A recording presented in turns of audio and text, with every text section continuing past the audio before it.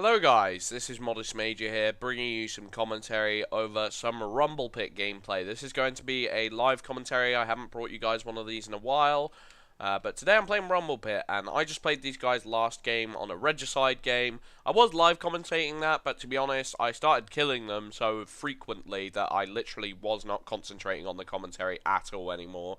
So I'm going to try and be a little bit more talkative.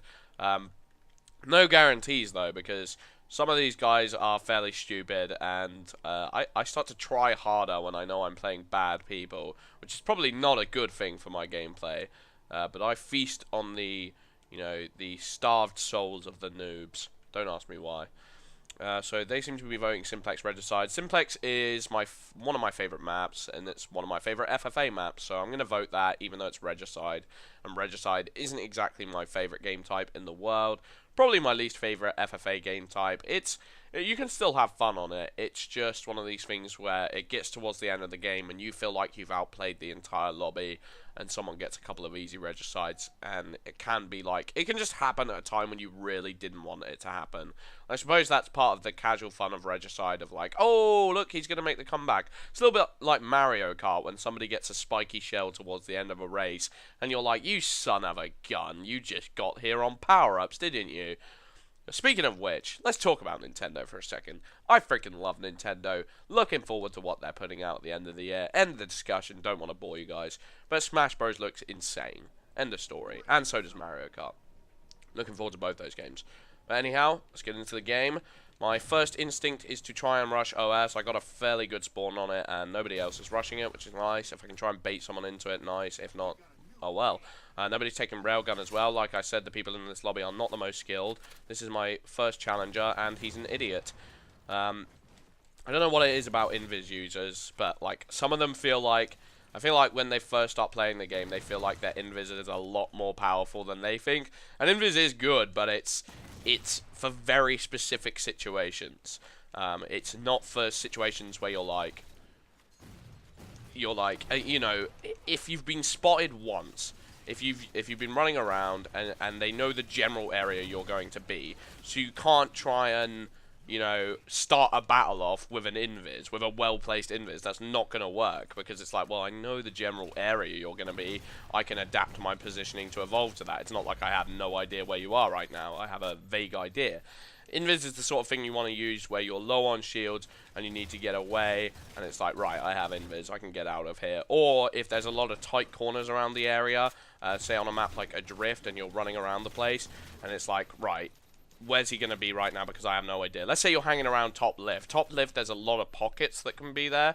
I don't know why I'm training you people how to use Invis. Nobody used this. I'm just saying this is more of a strategy on how to counteract them and when you'll see a good Inviser. But, you know, if they're hanging around top left, it can be kind of hard, because you have to check every pocket, and as a result, you have to turn your back at certain points, which means that leaves you open to be assassinated or just easily killed. You're exposed to some extent. Unfortunately, I was the king for the whole beginning of that game, and as a result, I'm not getting points. It can kind of not be a good thing to be king for too long, I would say. Which is frustrating. Like I said, another reason why Regicide can frustrate me a little bit, because it's just bad to be in first place. Punished for playing first, but rewarded for playing second. Second is in a very nice position because he doesn't have the indicator above his head. But it depends, because if you're playing guys like this, it's probably not too bad, because it just means that I can control traffic, and these guys probably aren't going to cause me too many problems, or I would hope so. Got him. But anyway, yeah, I've been on a practice regime for Halo right now. I kind of know that I'm never going to be, you know, top player or anything like that. Well, I definitely know that I'm never going to be top player. But at the same time, I want to be pretty good for the next Halo game. I feel like as there's not too many people practicing Halo right now, because Halo 4 isn't the most well-received game, that I have a good chance of, like, you know, being amongst the upper echelon of players at the very least, or I hope so anyway. That's what I'm aiming for.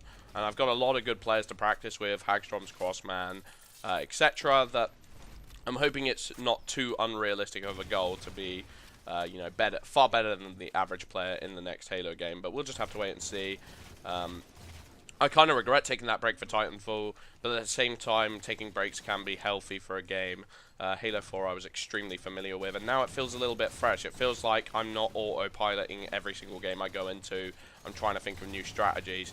Speaking of which, I don't know, it's so annoying that no one's live streaming right now because, you know, I started playing Super Smash Bros. Melee recently, and I didn't even play that game for, say, the first 2 months of watching it. I watched the documentary on it, which I'll leave in the description. I thought the documentary was fantastic, and I thought, you know what, I'm going to start watching a couple of competitive streams.